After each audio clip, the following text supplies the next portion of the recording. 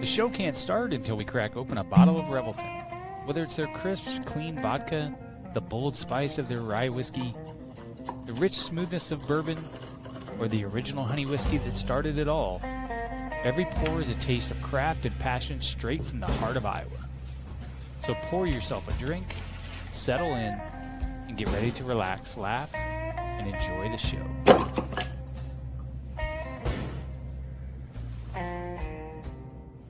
Hey, it's Andrew Downs. I'm proud to support Three Beards Media, and I would love to work with you. If you need merchandise for your company, organization, band, softball team, whatever, I can help. From name brand apparel to promotional items, large orders or small, online stores, and more, I can help your brand stand out. AKC Marketing is local, based in Johnston, and we are an employee-owned business, so our costs are low and our turnaround times are fast. But most importantly, we give you personal service to make sure you get exactly what you're looking for. Email me at andrew@akcmarketing.com or find me on social media, and let's make some cool stuff together. Now sit back and enjoy this Three Beards Media podcast. Would you like to sample some of my nuts?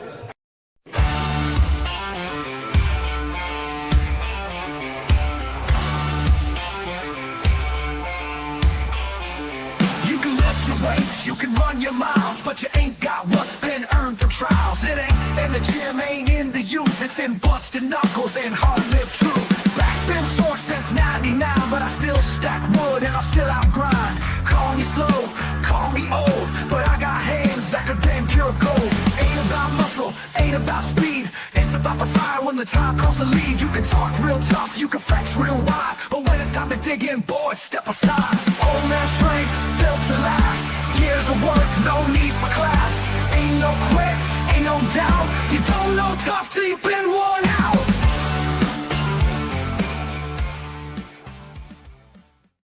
Hello and welcome to another episode of Old Man Strength, brought to you by Three Beards Media live from the AKC Andrew Downs Marketing Studio. Look at that. And sponsored by Revelton Distilling Company, styled by JJ Boutique and Kyle Lehman at Wintrust Mortgage. I'm your host, Chris Shipley.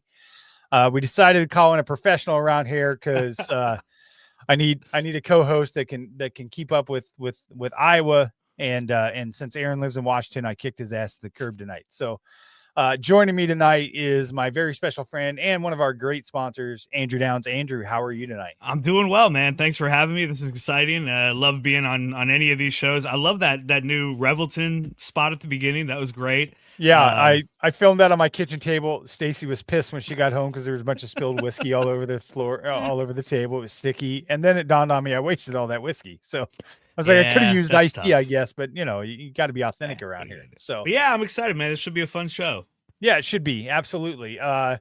So super excited to bring on this guest. I got to tell you, this guest popped up on my radar simply because of how authentic he was. And anybody that knows me. I'm a pretty fair guy when it comes to politics, I think. I certainly have my my views, and I am certainly left and certainly a Democrat, but I am open to listening to other people's views. But I have to tell you, with the political climate that we're at right now, I just have been waiting for somebody to go, you know what? We need to drop some cuss words, and we need to get real with people and stop pussyfooting around. And then I ran across this guy's social media, and I was like, okay, this is the guy that I can get behind. So full disclosure, I'm going to ask him some tough questions and whatever, but I think this guy, I wouldn't bring him on here if I didn't think that he was going to be authentic. So we are super excited to welcome Nathan Sage, Democratic U.S. candidate for U.S. Senator, to take over Joni Ernst's seat. Thank God. Nathan, thank you so much for taking time to come on Old Man Strength. I have to get something out of the way, though. You almost lost my support with this social media post from the other day that said nothing better than a game day in Iowa City. And dude, that you just about got blocked for that shit. Well, I'll say this. I am a Hawkeye fan, but I'm also a K-State alum, so I get to root against. Oh my God. I am hanging up. We're canceling the pod right now. Yeah. Actually, I'm glad that you at least admit it, right? Like I hate when politicians try to yes, agreed. both sides Yes. sports. It's like, come on, sports fans know it's okay. Cyclone fans aren't going to not vote for you because you're a Hawkeye fan. If anything, you're going to piss more people off by being wishy-washy and trying to make everybody happy. I thought for a second he was going to say something like, but I really do love the Cyclones. And I was like, you lying. No, Yeah, I right. don't. You're such I a don't. liar. So Actually, I used to sit courtside at K-State basketball games and film the highlight reels for PowerCatGameDay.com. wow. Very nice. That's very cool. Well, Nathan, as I explained at the beginning of the pod before you came on here, this podcast started Old Man Strength. The logo is actually a silhouette of my grandfather, who was an old-time professional wrestler.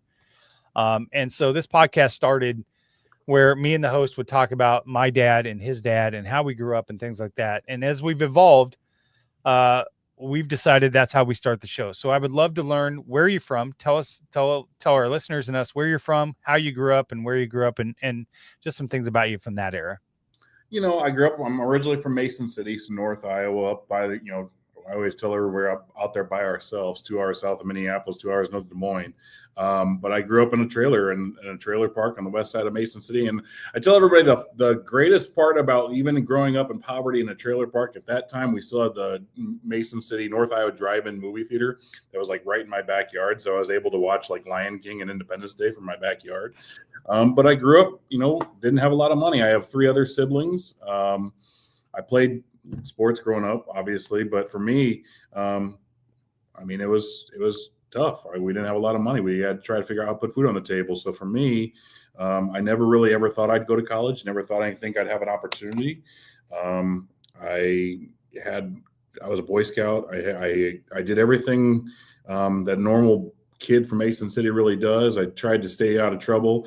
But I joined the Marine Corps right after when I could, the soonest I could, because for me, it was like 9/11 happened when I was a junior in high school. My dad was an Air Force veteran. I think I've seen Iron Eagle, the movie, like 45 times or something like that. Hell yeah. Right. Chappie. Yeah. Yes. That is my childhood. Is like, I spent a lot of times at my grandma's house, her assisted living house during the summers. I played Little League. I umpired with my dad. But for me, it was just we didn't have a lot of money, and I had to figure out a way to give myself an opportunity, give myself a chance. So I went to the military, and even during that, I had to go to Iraq 3 times to really give myself a chance in this world, and was able to use my GI Bill at Kansas State University to be able to give myself any opportunities. And then I got into radio, and I was in radio for a while, and up in Knoxville, I called PCM's 2018 state championship football game up there. I actually got a call OABCIG versus PCM in 2019 and watched Cooper DeJean destroy PCM, and it was hard to watch. But I grew up I like to say, like, we didn't have a lot of money, didn't have a lot of opportunity, but I kind of just found it on my own, and been ever since just trying to get chances for myself. So yeah, I kind of grew up similar ways, right? Like my dad was a contractor, a general contractor who kind of ran his own sheetrock business, and my mom worked in a warehouse for a while until she went on disability, and dad kind of scraped things together. So I a lot of lean years there. You learn kind of how to piece things together and how to hustle. To be 100% honest with you. And you learn a lot of hard lessons that way. Yeah, absolutely. Honestly, one thing that I learned, so my parent, well, I don't talk a lot about this. So you guys are privileged to this, but when I went to boot camp, 2 weeks to me and being in boot camp, I got a letter from my mom telling me that she was leaving my dad after 26 years of marriage. Mm. And for me, like, I was shocked and teary-eyed 18-year-old, went to boot camp. My drill instructor said, "What the hell are you going to do about it, Nathan? You're going to cry about it, or are you going to grab the big purple straw of life and suck it the F up?" And I've been sucking it the F up ever since. My mom's an inspiration because when I came back, she was on HUD, she was on food. She did everything she could to support my family. She got grant opportunities to be able to go put herself through North Iowa Area Community College, become a CNA, stop being a child care worker, and work at the hospital. And she's a very big inspiration in my life because she doesn't back down, or didn't back down. And so, yeah, I watched my dad. He was pushing me towards sports. He was umpiring. He worked day in and day out, double shifts, all he could to put food on our table, is what I think of when I think of my dad. And he got an early grave. He died at 54 years old from cancer. We found out in April of 2007, April 20th, I found out, and he passed away May 6th. It was that quick. So Man, that's the world that I come from. And then my mom, she found out November 4th, 2021, she had leukemia. She passed away November 5th, 2002. And my daughter's birthday, who just turned 18, is November 6th. So wow. that's the world I come from. You said you're one of four, I think. I'm one of four. I'm the third of four boys. Where are you in the pecking order, and how is that? Yeah, so I'm the second middle child. You're the first middle child. Yeah. I have a sister that's 2.5 years older than me, a little sister's that 4 years younger than me, and a little brother that's 8 years younger than me that actually followed my footsteps. He went into the Marine Corps after I did and followed that way as well. So I'm the baby of the family, so my entire family hates me and thinks I'm spoiled. But that's because you are, right? The baby, yes, I am, right? Yeah. Does, no, right. It's just not my fault. They wore my parents out, and I was able to slide in there right and get the easy road. You know what I mean? Yeah. Nathan, let me ask you a question, because you said something about all the programs that your mom was on, HUD, and she had these other programs and whatever, and she used them to help better her kids' life, and then was able to, pull herself up and use those facilities. And you hear a lot of attacks right now on those programs and the people that are on those programs. Like, apparently there's this one lone guy that's sitting in his parents' basement playing video games, getting Medicaid. I mean, if we could just get that one guy a job, it would all solve everything, right? So tell me a little bit about how important those programs were to your family, and how vital they were, and why they're vital now. Well, yeah, we were on food stamps growing up for a while, and I tell everybody, one of the things I told everybody, like, I can't remember what grade I was in, probably second grade, maybe first or second grade, somewhere around that time. The community kitchen in Mason City, I didn't know it was a community kitchen. I didn't know that. I just remember going to school and be like, dude, you guys got to check out this restaurant. They got like turkey on the mashed potatoes. It's amazing. And it was the community kitchen. And I remember early watching my mom. I never understood why, like back in those days, they had the rip-off coupons. It wasn't EBT. And watching her like hide those in her purse and not wanting to present those at the counter because they were ashamed. But I also remember my mom going like, hey, we got WIC. Go get that milk. Go get what cereal you want over there. And I thought that was cool because I had choice. I was like, okay, I get to choose, but it was whatever they had. I don't think my family, my life would be the way it was without the programs we had. I think my dad, like I said, I like to say we ate a lot of buttered noodles and we ate a lot of SOS. And if you know what SOS is, I can't stand it. And you learned really quick when the first of the month was. You learned, really quick, like when bills were due, because that's when we didn't have a lot of money, like that's the growing up for me. But without those programs, without those opportunities, my mom would have never gotten where she was. Like, I don't think I would have ever gotten where I would have been. It would have been a worse struggle. And probably for me, for most Americans, if you can't afford food, you're going to find a way to get it. And it might not always be legal, but at the end of the day, that's what you got to do. And right. I didn't have to go down that path, thank God. But that's the world I grew up in.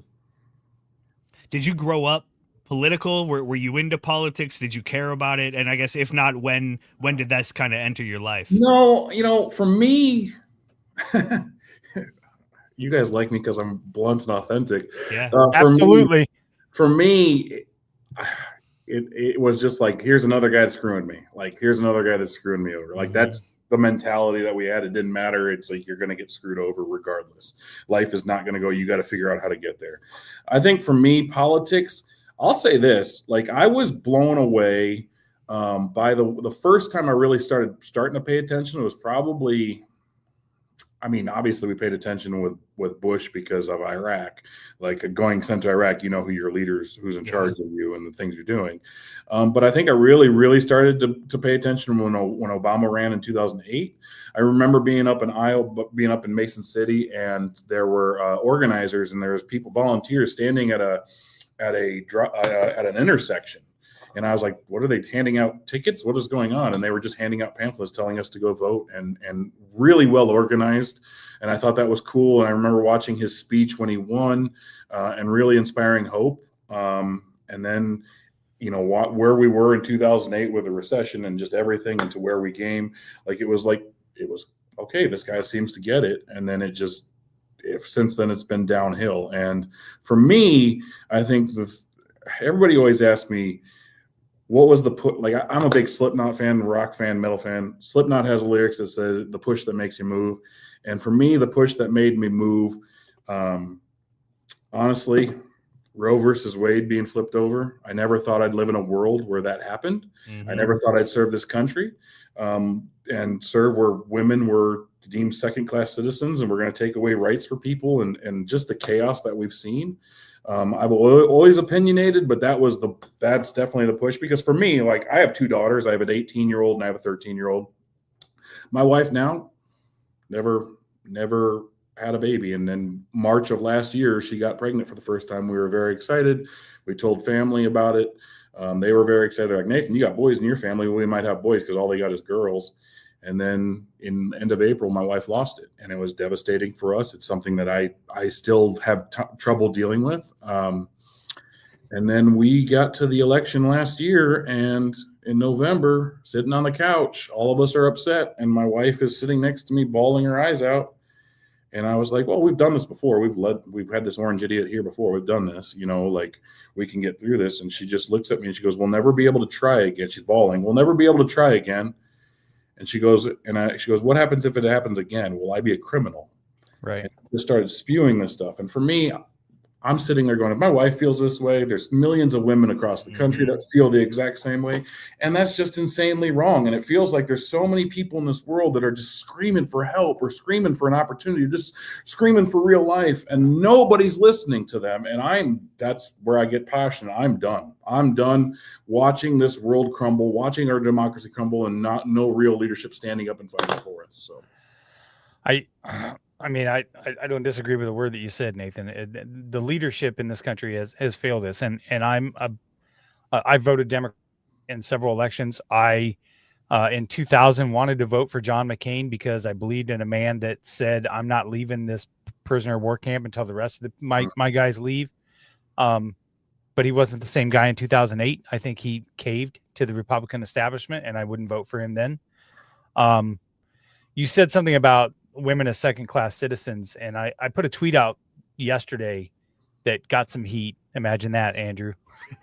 that I got some heat about a tweet I put out, where people were against this New York City mayor because he's Muslim and so on. And I just said I would lay a bet down that it's more likely and more dangerous for the Christian nationalism to become a staple head in the United States than Muslims. I go to mass every Sunday.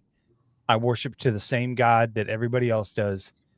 And I don't understand what they're hearing and leave that church and hear the same sermon that I heard and walk out of there.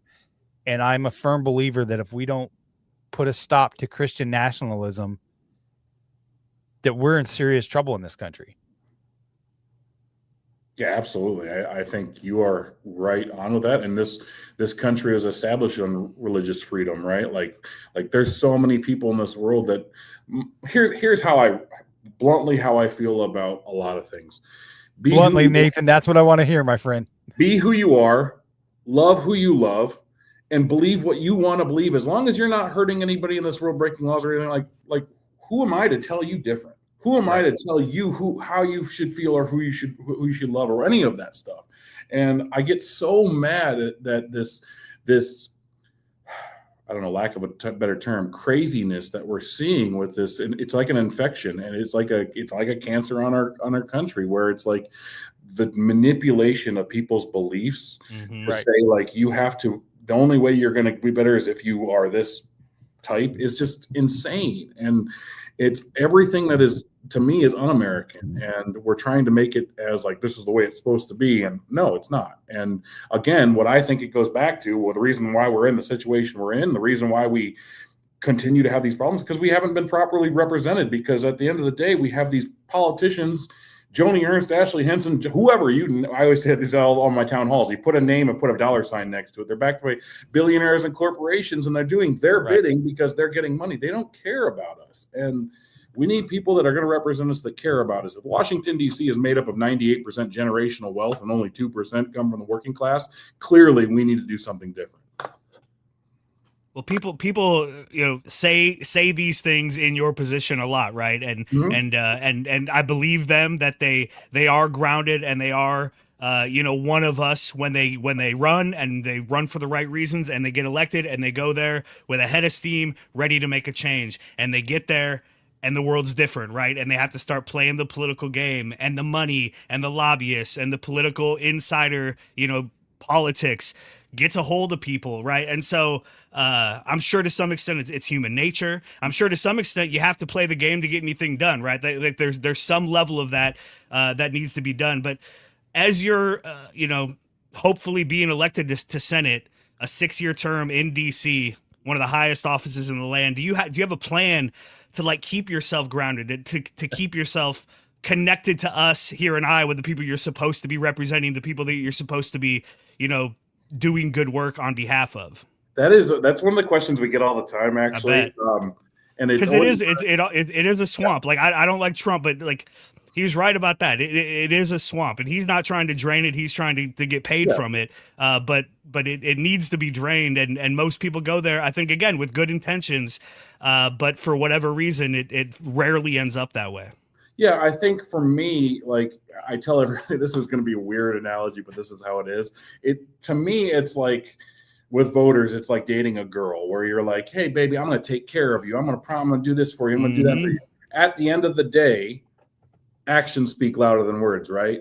And if I do something that you're not like, you're going to break up with me. The same way it is here is I'm doing something, vote me out, right? But for me, I'm laughing because you're going to laugh at what I have to say. I've never had money in my life. I still pay rent to this day. When you don't have money and you grow up without money, it's not as important as being around your family, being around your friends, being around the people that make you laugh and make you smile. For me, there's one thing that I want in this world. The one thing that I want more than anything, if I'm elected as a senator, is I want to buy an acreage in the middle of nowhere, in the middle of Iowa, nowhere, wherever. Someplace that me and my wife can walk outside naked and nobody can see us. That is the only thing in my life that I've ever been like, that's what I want. Because for me, it's about being family and it's about being free. Now, I can sit here and go hey, when I get Washington, am I going to have insiders and lobbyists trying to be in my ear? And that's what I'm trying to talk about. That's why I'm so frustrated. That's why I'm so angry, is we cannot continue to go down that path. We need real people, real working class people that know the struggle of everyday life to know, no, get the hell out of here. We are trying to fight for people that are literally trying to just put food on their table. When 385,000 Iowans are food insecure in this state, something is wrong. And it's because we don't have proper representation. We don't have people fighting for us. So I am going to keep doing what I can to represent Iowans, because I think it's something we need more than anything in this world, is proper representation. So I can sit here and say, I'm not, that's my goal. I want to buy an acreage. I want to have freedom, but I'm here to fight for Iowa day in and day out. I wouldn't be sitting here in the spot I'm sitting in if that's the number one. That's all I care about. And I know, like I said, words are cheap. Actions speak louder than words. If that changes, vote me the hell out. Well, I want to ask you, because I think we have pretty similar views on this with the cave of the shutdown and what they did. So look, this goes to what Andrew was just talking about. Sometimes they have to play the game, and that's what they're saying, right? They held. Here's how I see it. Tell me if I'm wrong. So basically, what they did is they held these fucking people hostage, and people's SNAP benefits and money to be able to prove a point later when the Republicans don't follow through on a vote that they promised you, so that you can turn around and say to them, see, we told you they weren't going to uphold their deal. That's what you did. You extended it for 42 days and left these people without pay and everything else so you could try to make a point later. No, you should have just stuck with the point at that point. All you did was waste people's time for 42 fucking days. Especially when last week's election showed that we were winning. It was going our way. It was hard. And it's not easy, but it was, we were gaining the support. And then Dick Durbin, or whatever the fuck his name was, comes out and he says, well, yeah, but now we have a political chip to play. You motherfucker. Remember 25 years ago when you would at least not tell us that we're fucking pawns. least now I could at least give you a little bit of credit. Like, that's what makes me angry. And that's, what I've said before is that the Democratic Party is in complete fucking shambles because they let these fucking Republicans run fucking circles around them. It's like, no wonder we can't win. No wonder we lost to this fucking 34-time felon twice. Like, what are we doing? Sorry. Now I'm like, that's what I say when you're going to get in there and you're going to have to deal with this politics and this bullshit. And the people on the ground are like, what the fuck are you doing? Absolutely. Like, I feel like I'm going to dab you through the screen, Chris. And I want to say like straight up, like the way you feel is exactly okay. So I had to do the, that's what I wish somebody would be in the debate would just drop some F-bombs too, like that. Like just call them out and say, listen, you're fucking full of shit. Yes. It's always funny for me because I cuss so much that people will be like, oh, and I get people. My God, dude, if you stop cussing, I will stop. Supporting you. Well, I made a deal with the guy that gave me his Iowa Farmers Union pin that says IFU on it. He's like, the only way you can keep it is if you keep dropping these F-bombs. For me, it's like it just comes out like you're pissed off about what's going on, and it's right. coming out. Like I try to tell everybody, I said this on MSNBC a long time ago. I was like, this is the way we talk, this is the way we joke, this is the way I am. I'm going to continue to be that. But now talking about the shutdown, you absolutely nailed. Like my biggest thing was this: how in the hell did you put the line in the sand and say we need to extend the ACA tax credit? This is what we have to do to fight for people. And then we have that election, like you said, we see the momentum, the wins in our sails, and then we're just like, we're going to bow down. We're not going to do this. And it's interesting that the 8 people that did that are not going to be primaried or retiring. It's the way I look at it. I learned a long time ago in the military, piss poor planning equals piss poor performance. And that's what we saw. It doesn't seem like there was really a plan. And that is a reflection on leadership. That's why I said Chuck Schumer needs to get the hell out of the way because he's bending the knee and he's playing. What we're seeing, in my opinion, is we're seeing political theater nonstop. We're seeing it with this. We're seeing it with Donald Trump trying to be Mr. G.I. Joe and put troops in cities and stuff. It's all political theater. And at the end of the day, how many of us are struggling just to put food on the table, struggling to figure out how my daughter's going to graduate this year. How the hell is she going to go to college? Like, I'm trying to be everything they want me to be in society and be a pretty productive member of society, but then you're pulling the rug out from under us. And there's so many people that if they don't get those ACA tax credits are going to be thrown off their insurance. They're not going to know what to do. Our ERs are going to be overrun. Then we do this big bull crap bill where we're going to cut Medicaid and close our rural hospitals. It's like, it's an attack on us. It's an attack on rural Iowa. It's an attack on and we don't have proper representation because both sides, Democrats and Republicans, they're all bought and paid for by billionaires and corporations too. And they're doing the bidding of them instead of the bidding they're supposed to be people they're supposed to represent. That is the biggest problem. And it all starts with big money in our politics. Overturn Citizens United. Let's get it out of there, and let's actually have people that are representing us because they need to represent us. And the government shutdown is just a microcosm of what we've been seeing, where Democrat leaderships, we're gonna speak really loud. We're gonna try to show like, oh, we're tough. We're gonna do this. We're holding the line, and then it fails, and it feels like it's failed by design. And we're going to kick it down the road here in January. And this is all a chip, like you said, a political chip to be able to play. Tell that to people that don't know what they're going to do with their health care premiums. All you did was tell those people for 42 days that didn't get a paycheck that, hey, you were a pawn. Yes. I don't really care that you didn't get paid because now we can play this long game. In the meantime, your kid was probably hungry and you weren't sure when you were going to get a paycheck, but you had to go to work every fucking day. Yeah. Like, what are we doing? That's why I say every day, I'm so tired of waking up in a world going like, what the hell is going on? And it seems like it's all like, honestly, it feels like we're in a reality TV show that's not really that good right now. We're all going to get voted off the island right now because we don't make enough money to survive. That's what it feels like. Well, and I mean, people want strong leadership, and it's been a long time, man, since the Democratic Party has embodied that. And I mean, here and there it happens. I really like what Gavin Newsom has been doing in the last several months and kind of flying in the face of it. Some of it's fun, but some of it is strong, and it has action behind it. It has a little bit of spine, and I think that again, that's what people want. I think Democrats have winning ideas. We have winning policies. We're on the side of people.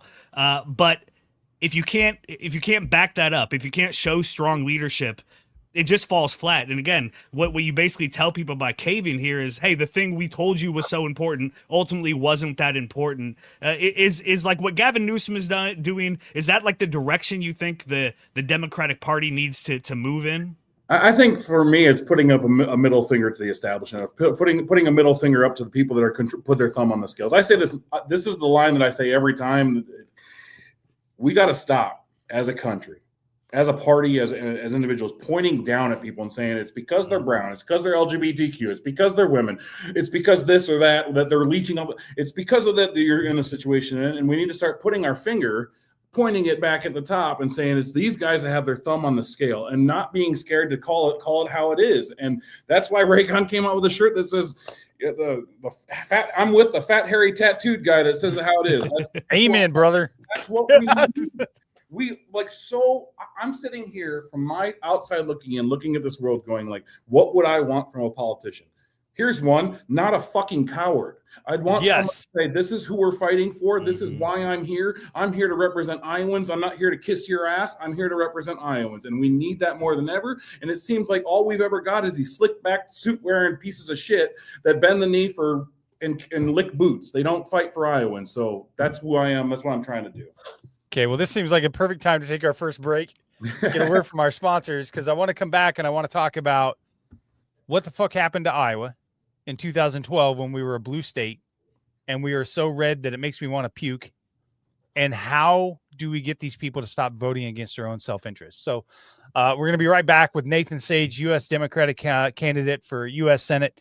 And, of course, my co-host, Andrew Downs, tonight. Thanks so much.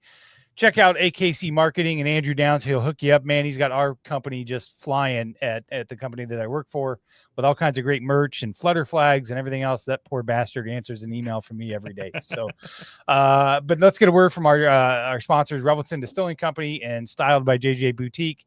And then we'll be back with Nathan. Making great tasting bourbon requires the perfect combination of ingredients, conditions, and time.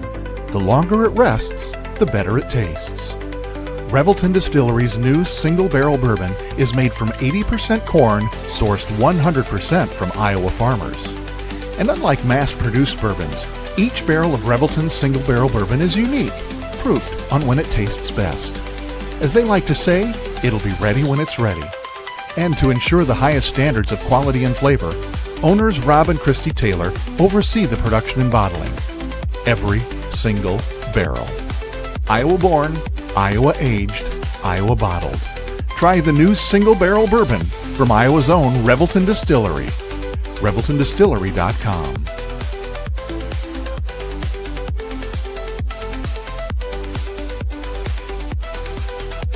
Gentlemen, let's be honest. Finding the perfect gift for your wife or girlfriend isn't always easy. You want something thoughtful, stylish, and unique. And that's exactly what you'll find at Styled by JJ Boutique. Julia Bradshaw and her team strive to be your go-to boutique for casual, boho, and chic clothing and accessories, helping women elevate their style one piece at a time. Located right here in Johnston, Iowa, Styled by JJ brings trendy, high-quality fashion that boosts confidence without breaking the bank. So, if you're looking for a gift that says, I get you, instead of I tried, head to Styled by JJ Boutique, because nothing makes her smile like feeling beautiful. Styled by JJ Boutique, where style meets confidence. Visit our Johnston location or shop online at styledbyjjboutique.com. All right, and we're back. Just full disclosure, by the way, I'm getting styled by Julia. I have a big awards dinner to go to for my job in a month, so I'm getting all new clothes. She measured me up the other day, so my wife is pissed that my outfit's going to cost more than hers, but I'm going to look really damn good, I think. So, all right, Nathan. So here's the question. We talked a little bit about it before the break. I personally think that the Democratic Party in Iowa has failed us. I'm not sure how we can flip a state so badly in 12 years. And I'm kind of like you, Nathan. I kind of say shit the way I say it, right? I think Christina Bohannon is a great person, and she ran 2 years ago. Somebody's got to fucking explain to me why she's running again after she lost already, like stuff like that. And I'm not asking you to comment on her campaign. What I'm saying is this is why I was so excited to see somebody like you enter the race, because it's completely different and completely new. What happened in Iowa that in 12 years we elected our first Black American, and we were the first state to ratify same-sex marriage, and now the entire state is red because and almost every elected official other than Rob Sand is a Democrat, is a Republican. And I mean, we all grew up in Iowa, where I think we were proud of these kind of twin pillars of democracy, really, in the Senate, right? With Tom Harkin and Charles Grassley, and Harkin is gone, and Grassley has devolved quite a bit from the man he was in the 80s and 90s. But it was like, it was okay that Iowa was a purple state, and you didn't know where they were going to go. And like, I liked that we had these, again, kind of two towers of integrity in the Senate. And that, as you said, Chris, that's gone so far astray in the last decade and a half. Yeah, I think it's interesting. So here's my I'm not a philosopher or psychiatrist or anything like that. I'm just trying to, like you guys, trying to figure out what the hell's going on. Here's the way I look at it. For someone who's a working class person like myself, someone who watches people struggle in this world, Obama seemed to be able to communicate on a level that was different than a lot of people that we've seen. I think that helped him out. I think the way he took his time answering questions, speaking, he didn't talk down to people. He talked to people. I think the Democratic Party across the board, even in Iowa, for a long time, I hate to say it like this, but have this almost uppity type establishment, I'm better than you feeling to them. I'm smarter than you. You should just listen to me. Yes, this is the way it is because I said so, instead of going like, hey, we need to have a conversation about why I'm going through what I'm going through. And I think politicians across the board kind of got away from that. Like this idea of, like, we did our 99 county tour, right? And we've done over 140 events. We've done in the car for 250 hours, 10,000 miles. You got to go out there and you got to talk to people and listen to people. And I think Obama was good at that. I think the way they organize is really good at that. And I think at the end of the day, people felt like this guy, Obama, was going to do what he said he was going to do. Now, Trump, on the other side of things, the reason we got there is because he was very good at talking plainly, very good at I mean, bullshit and a bullshitter, right? He was very good at just telling everyone, I'm going to break the system. The swamp, you guys mentioned earlier, the swamp, we got to clear the swamp. We got to do this. He did that, but he just re-rigged it for himself. And I think a lot of people right now kind of starting to feel fooled. I feel like a lot of people right now, we've seen it across the board. We've done events. We've had women come up to me, men come up, everybody come up to me and they said, Nathan, I didn't know who the hell you were until my Trump-loving Republican son sent me your video and said, this is the guy I would vote for, because he looks like he would actually like listen to us and not talk to us like we're stupid. And then we were in Council Bluffs. We had a woman that said, Nathan, I've been a Republican since I was 17 years old. And the reason I'm sitting here listening to you right now is because it seems like nobody is fighting for us and we need someone to fight for us. I don't like to look at Iowa as blue or red or purple. I think we're all in this mixture. It's just a fluid thing. And I think at the end of the day, whoever is willing to go to our communities, have conversations with us, talk real to us, and not like we're fucking idiots, but actually understand that we're struggling, I think that's what's going to win going forward. And I think that's why we saw the attention that we've got. I think that's the reason why so many people are excited about my candidacy, because it's not just on working class people. It's just because a guy that cusses. Oh my God, the guy that speaks how it is. And I feel like just in general, the Democratic Party for a long time got away from that and got more towards other issues over here and there instead of working class people, working class issues. And Iowa is kind of like that microcosm of the country. I think that's what it is. And I think to get back to that, we need more working class people to step up.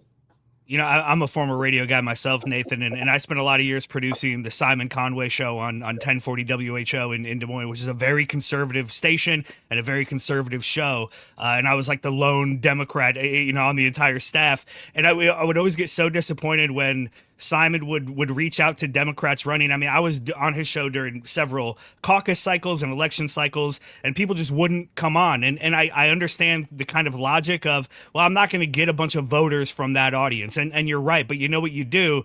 You show people that, A, I'm not a boogeyman. I'm not some outsider. I'm one of you. We have more in common than we have apart. And then also, like, ultimately, when we do elect a Democrat, or maybe when my son comes home from college and is saying things that are left-leaning that I'm not used to, I don't demonize him. I don't look at him as the other. I look at him as a person who has different ideas. And so, like, how important is that to you to go out there and not just talk to the Democrats of Iowa, but to talk to the Republicans too, who you may not ever get to vote for you, but you can talk reason to them and again, show that you're a human just like they are. Yeah, I'm not an enemy. I am somebody. Right. The way I like to look at this, and so my father-in-law, who actually gave me this hat, lives in Newton, Kansas. He's not from Iowa. I'll tell you about how I got him to vote, because it's kind of that same conversation. How I got him to support me and believe in me. And now he shares my videos. And now my wife just went down there last week, and he wouldn't stop talking about how great I am, which is awesome. But I told him simply this. I said, and this is the truth. I've said it every town hall I go. I am not here for Democrats. I'm not here for independents. I'm not here for, I'm for all of it. I'm here for Iowans, people that are struggling every day. When Washington, D.C. is made up of 98% generational wealth, it's about we, the people, taking our damn country back. And it doesn't matter what you have in front of your name, a D or an R. I feel like right now what we have so much in our politics is I'm going to only help them because they're Democrats. I'm only going to help them because they're Republicans. No, that's not how I am. And I think that's what you need to be, is understanding that your proper representation means representing everybody. And I want to have any conversation I can. I know that we're not going to agree with every single aspect of it. You're gonna have opinions, and that's great, just like I do. We were in Rock Rapids, and the guy, we were meeting with Democrats, and he's like, "Hey, this Lions Club would love to hear you, but they're all Republicans. How do you feel?" I was like, "Let's go." And I went up there, and I told them how I felt, and they all gave me a round of applause. They loved what I had to say, because I'm not trying to divide us. I'm trying to bring people together and give them a real leader in this world that says it doesn't matter. We're going to be divided on our opinions, but at the end of the day, we're in this world together. We're in Iowa together, and we got to come together to actually get somewhere. So it doesn't matter for me. That's because, as you said earlier, Nathan, we need leaders that aren't cowards. Yes. And you're a coward if you don't go on another show. I had somebody reach out to me after I announced that you were coming on that says, well, of course he's going to come on your show because that's the way you feel. And I said, well, hold on. I've made inquiries to Ashley Hinson's campaign. I've made inquiries to Randy Feenstra's campaign. They don't want to come on. They don't even acknowledge me.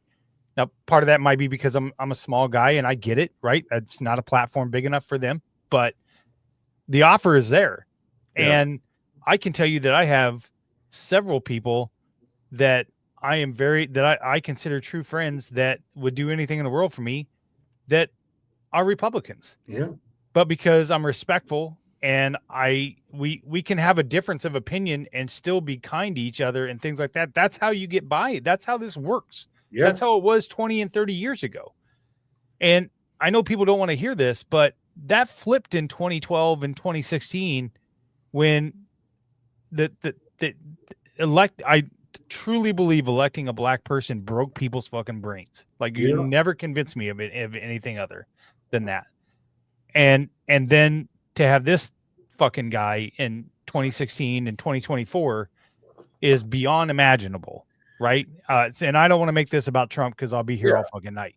Yeah. This is about Iowans and coming together. So I think you've answered a little bit of it, but you've got some work to do, I think, to bring Iowans out of that funk. And I will tell you this, that I think the biggest thing for me, and it's something that you said that resonated, is to be real with people. We've had too much leadership in this state lately that leads from fear of a transgender person taking somebody's spot, fear of a Latino taking somebody's job, fear of somebody that may be disabled or that is getting Medicaid when they shouldn't get it, fear of teachers who used to be the pillar of the world are the enemies now in indoctrinating kids because they push their own agendas. Yeah. Like, they don't lead with any ideas. They lead with fear and say, "I'll protect you from these bad people." Yeah. For me, I think a lot of it has to do with understanding. I think there's a hard part for a lot of people who have never been anywhere outside their hometown to understand where other people are coming from.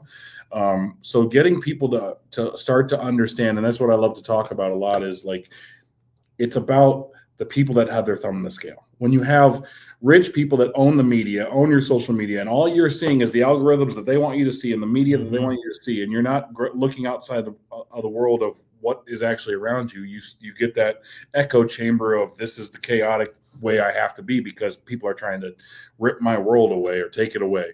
I think we have to stop.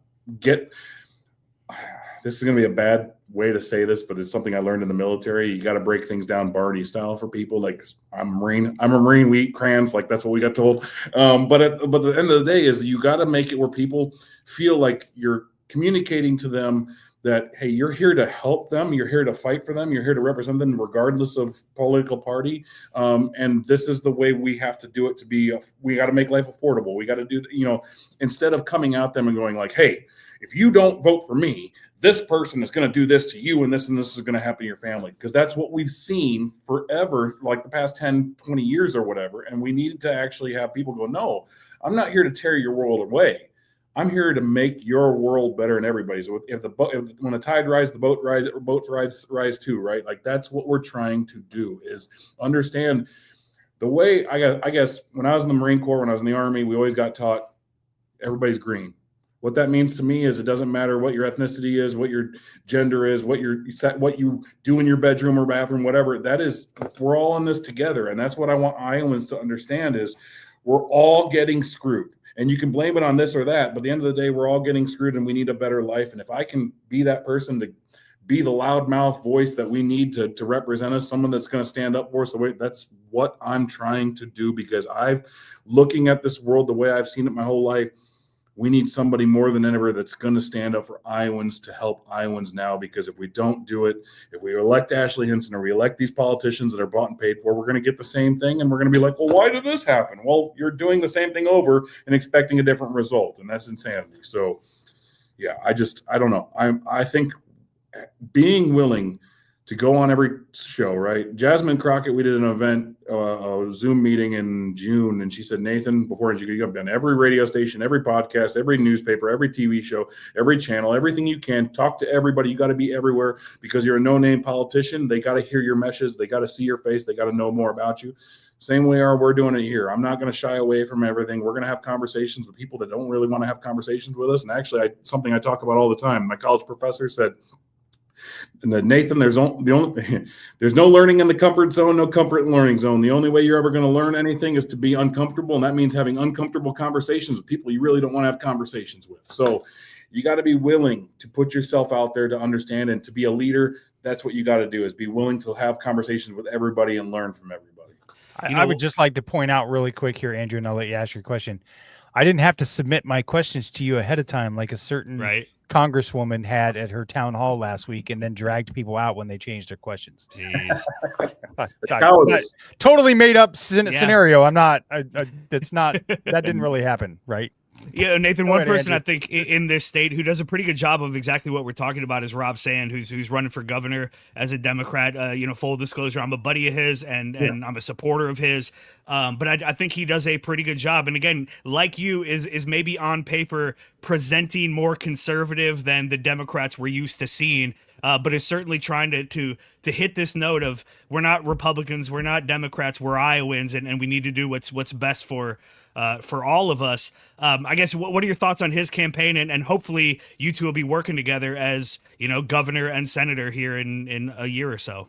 Yeah, I think he's right on the mark with what he has to do is to be a governor in Iowa, right? I think he's talking the way he's talking and communicating to everybody. The one thing I don't agree with, I don't sing, but he can sing all he wants. I don't do that. But at the end of the day, I think he is what Iowa needs right now. I think we need more people to bring us together than to divide us. And that seems like what Rob really wants more than anything is the same way I look at it is like, I don't want people to think that I'm here to punch you in the face. I'm here to bring you together and punch them in the face. That's the way I look at it. And I like what Rob's doing, but again, I don't sing. I go to church with him. He doesn't sing that well either. That's why he always makes everybody in the crowd sing instead of him. Exactly. 100%.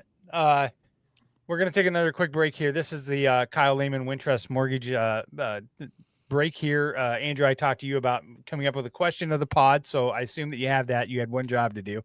If not, I have a backup copy. Oh yeah, I got you. But what I'm gonna have to do is I'm gonna have Andrew ask you the question. We'll play the ad. That'll give you time to think of an answer, and then we'll come back. We'll get your answer. Andrew, go ahead with the Kyle Lehman Wintrust Mortgage question of the pod. Well, yeah, since you're a broadcaster, at heart, what's your bucket list sporting event that you would love to broadcast? An event or game you'd love to call? If I can make it happen, what's the one? Okay, so hold your answer. We'll get a word from Kyle, and then we'll come back with your answer here, Nathan. Whether you're buying, selling, or refinancing your home, or if it's simply time to renovate the one you're already living in, you need an experienced mortgage professional to help you analyze your financing options and to make sure the closing goes smoothly. And that's exactly what you get when you call Kyle Lehman at Wintrust Mortgage. Kyle's experience and expertise, coupled with Wintrust's rates and programs, ensures you'll get the mortgage that's right for you. You may even qualify for down payment assistance. Before you reach out to a realtor, call Kyle and get pre-qualified, empowering you to start shopping for the home of your dreams. Call Kyle at 515-473-0546. Kyle Lehman Wintrust Mortgage, 515-473-0546. All right, and we are back. I love Kyle. He got me a great rate in 2020, which I'll never, ever go get again. But you should, because the rates are great for the time now. So, all right, Nathan. Andrew asked you a question. If you could broadcast any sporting event right now and make it happen, what would it be? That's an interesting question. First of all, it has to be basketball because I talk fast and I love calling basketball. I love football, baseball, all of it, but basketball is my forte. I would say, honestly, I would love to have the opportunity to call the Cy-Hawk basketball game between Hawkeyes and Cyclones, either in Hilton or Carver. It wouldn't matter. I love the energy of either crowd. I love the rivalry. I love the anger, the love. I love all of that. And you're going to have that noise constantly going. So you're going to be talking louder. You're going to be more into the game.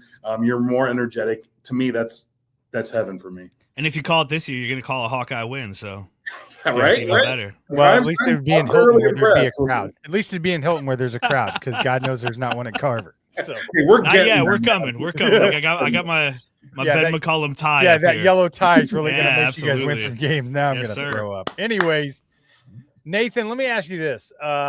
This is kind of the fun portion of the show. We'll kind of have a little bit of fun here or whatever else. I thought we were doing that the whole time. That's right. Well, we were. I was having a good time. So, what is one Iowa sporting event that if you could change the end to it, you would? That's an easy question, actually. Wow, that was quick. Yeah, that was a quick one. So my first ever Cy-Hawk football game I was at was 1998, Hayden Fry's last one. They had won 13 straight, and then Troy Davis. I was in the stands with my dad. Troy Davis ran all over us. If I could take that back, I would have had it a victory because it was the only game I went to with my dad. So for me, that would probably be number one. I will really quick throw in the best game I've ever been to for a Hawkeye game. When I was 17 years old, I went to the Big House and watched Brad Banks and the Iowa Hawkeyes beat Michigan 34-9. I was there when it happened. So big Hawkeye fan. Yeah, that was one of my worst. The 0-2 Cy-Hawk game. I was a student at Iowa at that time, and that was rough. What's the biggest difference between the Marines and the Army? You were in both, which is I guess honestly, like, this is my naivete. I didn't know that was even allowed. I guess why, and what's because I spent I always wanted to go to West Point. Yeah. And right before my junior year of high school, or right after my junior year of high school, I applied for this West Point like summer program. And when I did it, the guy told me, you should apply for the other academies too, because you might not get in. And I didn't get into the West Point one. I did get into the Naval Academy one. And so I went and spent a week at the Naval Academy in Annapolis. And if I had to sign my name in blood that day, I would have. I was dead set on going to the Navy. But one of the fun things there was how much shit they talk about the other branches, right? Like everybody gets into West Point, and the Air Force Academy is a country club. And, it's like obviously the Navy and the Marines are the toughest ones. So like, I always thought they were so siloed. But you've served, and thank you for your service, especially, a day after Veterans Day. What is one of the bigger differences of the Marines and the Army? I will say really quick, you just mentioned Veterans Day. The holiday that we all celebrate is the Marine Corps birthday, which is on Monday. That's more of a big deal than anything for us. So I love that you said the Navy, because the Marine Corps, we're the men's department of the Navy. Absolutely. The Marine Corps is the hardest entry-level training in the world. So from what I've seen, like the Marine Corps and what I've been around, I like to say it like this. Everybody's an asshole. Like everybody's a hard ass. Everybody grew up in poverty. Everybody grew up tough. Some people are there because they're avoiding prison time. Like the Marine Corps are the devil dogs because we fight. We are fighters. We are willing to punch holes in walls. We are those guys that kill and get out. Like that's what we do. The Army, more a little bit laid back. I like to look at it like this. It's like a single man's military is the Marine Corps. Army is more of a family oriented. Like the Marine Corps, when I went to Iraq, it was like, hey, we need to do this, this, and this, and then you can put up your tent and then you can live. Army's more like, let's secure the area, let's have our tent, let's have our chow hall, and then we'll go do the mission. So it's just a way of thinking. I used to yell "hua" at the Army all the time, and then I joined the Army, right? And then I was just hanging my head in shame when I was around. Probably glad you did it in the order you did. It'd be hard to go from Army to Marines, but Marines to Army, it's a little, especially when you're a few years older. Yeah, it's interesting when they talk about times in boot camp, and I'm sitting here going like, we drank water till we threw up, and then push-ups in it, and then we rolled it, and then we did more push-ups. And the Army's like, well, we didn't get much time off. Like we didn't get any time off. I love it. Yeah. All right, last fun question here. What's the most Iowa thing that you've ever done? That's a tough one. We did the 99, so that's pretty Iowa for Chuck Grassley, but no doubt. I don't know. I would like to point out for the 99 county, you actually advertised where you went, and Ashley Hinson just announced that she did hers, and I didn't even know she fucking did one. So most Iowa thing I've done? Oh man, I do not know. That's a very tough question. I've done corn mazes. I've detasseled. You got me beat because I've never done that. I don't know. That's a very tough question. Iowa. I drive up every year to Mason City to get Harrington sweet corn. Now, that's a pretty Iowa thing because it is. I would say that if you have a favorite sweet corn, exactly. That's right. I take it down to Kansas to give it to my family down there because they're like, "What the hell? It's huge and it's sweet. Like this is amazing." Right. So. All right, we got a final segment here, Nathan, and I feel like this subject, this segment is right up your alley. It's called the Shut the Fuck Up segment. And the reason that we call it this is because we had a guest on here, Steph Copley, at one time, who wanted to get her point across, and my buddy Tim, the Coast, would not shut the fuck up, and she told him to shut the fuck up so she could get her point across. And we thought it was so good, we would make it a segment. But because what we do here at Three Beers Media is we do try to give back to the community as much as we can. As a matter of fact, 2 weeks ago, we just donated almost $300 to Oak Park Elementary School for them to help furnish all the kids there at school, toiletries and bath products and things like that. So we're going to play an ad from the Young Women's Resource Center and invite our listeners to donate to the Young Women's Resource Center. We'll get a little bit of a note from Steph Copley about why it's so important.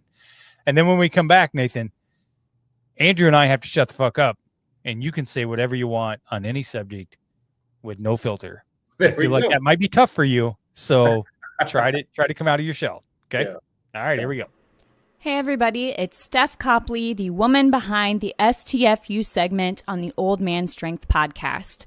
When I told the guys I wanted to sponsor this segment, they recommended that I make a charitable donation instead, so that's what I did.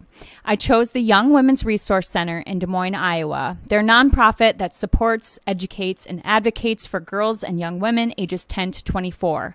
Their whole goal is to make sure that these young women become strong, self-confident, and successful. And if you know me at all, you know that aligns with my goals as well. If you're interested and would like to donate, check them out at ywrc.org and donate today. And remember, don't forget to STFU and listen every once in a while. Thanks. All right, and we're back. All right, Nathan, we'll shut the fuck up. You can say whatever you want. Fuck, shit, ass. Okay. I'll start like this. Like, hey, my name's Nathan Sage. I'm running for United States Senate. If you're listening to this and you like what you see and you understand that I'm a real person willing to fight for you, check us out, sageforsenate.com. Follow us, meet up with me. We'll have a chat. I know you'll tell me that I'm real just like everybody else. But at the end of the day, I'm here because we don't have people fighting for us. We don't have working class representation. We don't have real leadership in fucking Washington, D.C. We need real leadership, real people, and people that might drop an F-bomb every once in a fucking while. But at the end of the day, I am here to fight for you. I'm here to represent you. And I'm a real working class Iowan that is tired of the world we're in, and we need real representation in Washington. Follow us, learn more about me, and we'll go from there. But I love you all. Perfect. Yeah, well done. Andrew, anything else? I don't think so, man. Good luck. Keep your head up through this. I know it's going to be a long, we're a year out. It's going to be a long process. And I'm sure you're going to have good days and bad days, but yeah, keep doing you, man. Keep, stay yourself, stay grounded. And however it turns out, it'll be the right thing. So you got our support, and we're excited to keep watching you, man. Appreciate it. And go Hawks. Hell yeah. Motherfucker. God damn it. Just was going to say something nice. Jesus criminy. All right, Nathan. Well, despite that, anything that I can do for you to help you, I would love to help. We'll certainly do the best we can here to spread the word for you and pass things along, whatever. Rob's got my contact information. Yep. I know you live in Indianola. Is that right? Yep. I'm in Norwalk, so I feel like we should have a beer at Fairway Frank's. Well, we should go over to Bellflower Floors and Gifts. They used to be one of my clients all the time. I actually did there you go. For them, so I know those guys over there very well. So, yeah. All right, everybody. Thank you for listening. Check out Nathan Sage. Give him a chance. Listen to his message. And of course, we ask you to listen to all the podcasts at the Three Beards Media Network. And of course, you can catch Andrew Downs on Iowa Everywhere on the Murph and Andy Show, and then two guys named Chris. We may be in the same space, but I've always supported Iowa Everywhere.